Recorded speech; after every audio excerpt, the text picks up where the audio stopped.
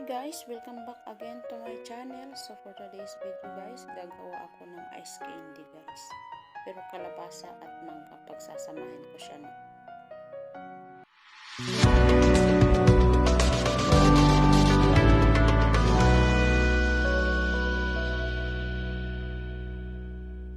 Yan yung ating ingredients no, yung meron tayong squash, mango. Iniwa ko na siya guys. Then, meron tayong 1/2 cup sugar, 1 can condensed milk, and then 1 all-purpose cream. Then, yung ating vanilla extract, and Alaska evaporada. Actually, yung binibili ko guys na mango is yung hinog na talaga siya guys. Mas mura kasi siya guys. So, kamura ka na. Nakapipid ka pa. Charot. So, hihiwain muna natin to na marinig. So, ready na yung ating kalabasa guys. Nahiwa-hiwa ko na siya. Then, nagpakulo na din ako ng tubig. Pag kumulo siya, ilalagay ko na yung kalabasa. Napaka-healthy ng kalabasa guys. Para sa ating mga kids. Alam niyo naman yung mga kabataan ngayon guys. Napaka-choosy na no. Hindi nakain ng mga gulay-gulay. So, lalo na yung anak ko guys, hindi yung kumakain ng kalabasa na.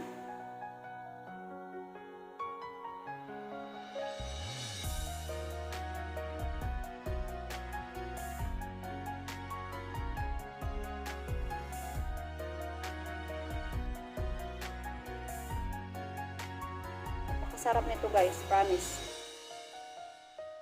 Gawin nyo to sa anak nyo, hindi kumakain ng kalabasa. Pero kumakain ng ice candy.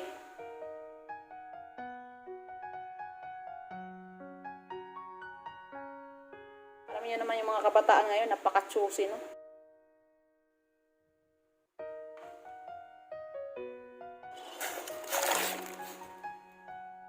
Lalagay na natin yung kalabasa, guys. Pakukuluan natin siya hanggang sa lumambot.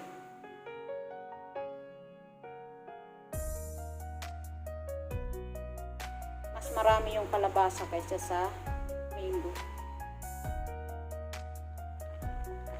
So, okay na siya guys. Malambot na siya. Pwede na siyang durugin. Siya guys. Tinanggalan ko siya ng water. So, gagamit ako ng hand mixer para siya madurog talaga as in. Then, imimix natin yung ating mga ingredients.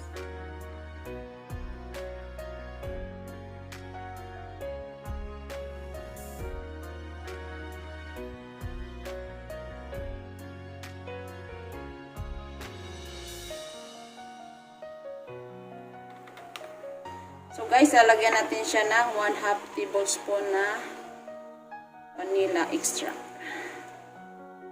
Vanilla flavor. Ating mango. Lalagay na natin siya guys.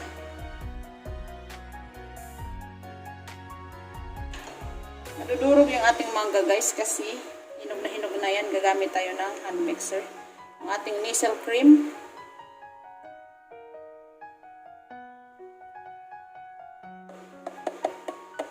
Sairin natin guys, sayang. And then yung ating condensed milk.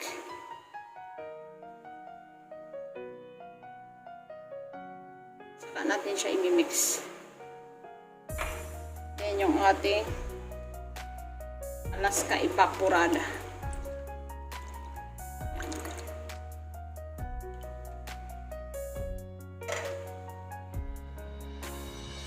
Later na natin ilalagay yung ating sugar guys kung kulang siya sa tamis. Then imimix natin to guys. Gagamit muna tayo ng spatula bago natin siya gagamit tayo ng mixer. Hand mixer.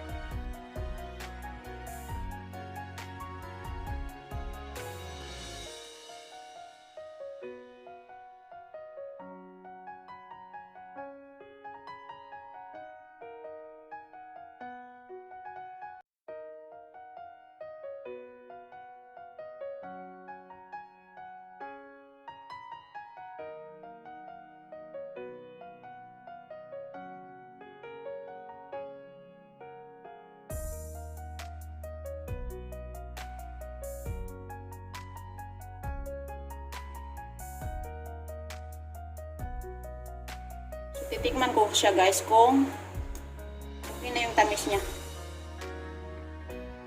So kulang siya sa tamis, lalagay na natin yung ating sugar.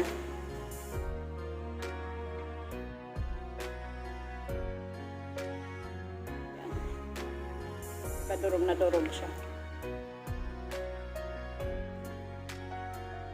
Lalagay na natin siya sa plastic ng ice candy.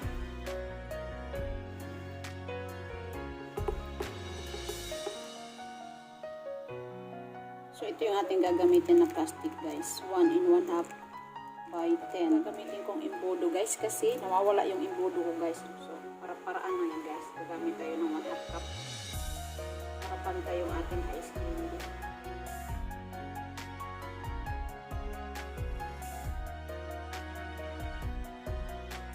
Haba niya guys.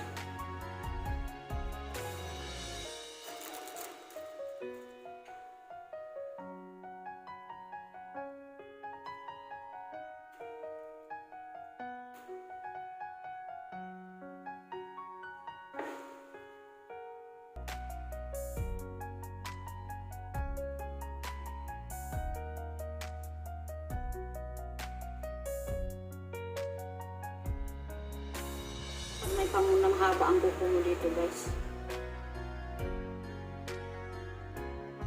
Hindi mahaba ang aking kuko. Hirapan tayo guys. Nakalimutan kong gagawa pala ako ng ice candy. So, ang aking kuko ay napaka-ikli.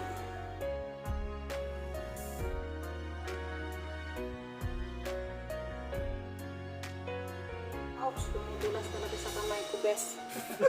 Ayan na siya guys. Meron pa tayong babalutin dito guys. So meron talagang hindi perfect no. May hangin talaga siya. Nahirapan ako magbalot guys kasi ikli ang kuko ko. Nakalimutan ko magbabalot. Maggagawa pala ako ng ice candy. So yun yung ating ice candy. Yung ating squash and mango ice candy.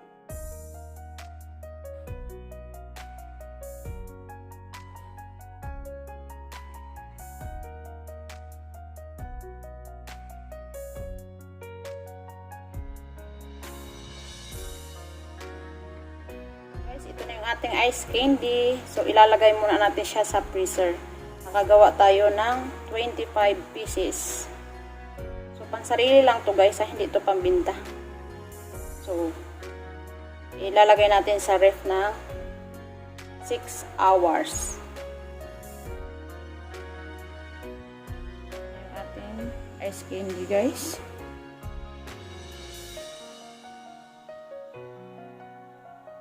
It's yummy, Mommy, candy. You like it? Yeah. Yummy? Yeah. So, titikman natin siya guys. Titikman natin siya no. Wow.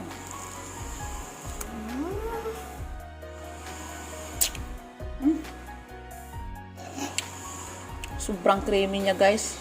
Sakto lang talaga yung tamis niya.